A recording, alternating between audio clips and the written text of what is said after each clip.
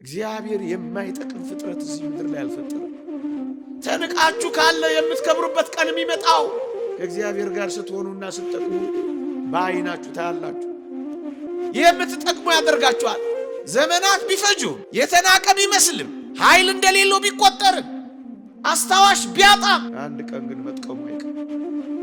እግዚአብሔር የማይጠቅም ፍጥረት እዚህ ምድር ላይ አልፈጠረም። እንኳን ለማዳን ያደረገው መስቀሉ ቀርቶ ይሄ አፈር አሁን ምን ይጠቅማል ብላችሁ ታስባላችሁ?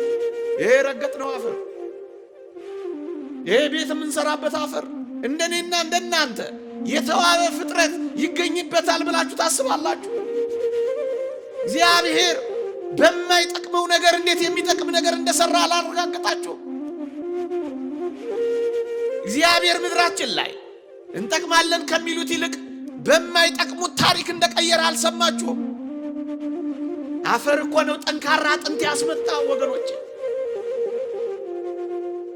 ይሄ የምታዩት አጥንት እኮ አጥንት ሆኖ የተገኘው መገኛ ምንጭ እኮ አፈር ነው። ዛሬ ልፍስፍስ ልንሆን እንችላለን። ዛሬ የማይገባ ሊሆን ይችላል።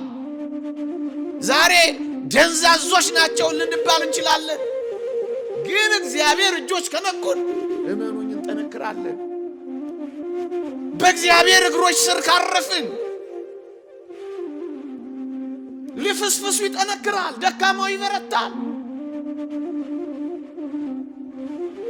የለም የተባለው ይኖራል። መቆም የማይችለው አፈር የሚቆም ይሆናል። ይጠቅማል።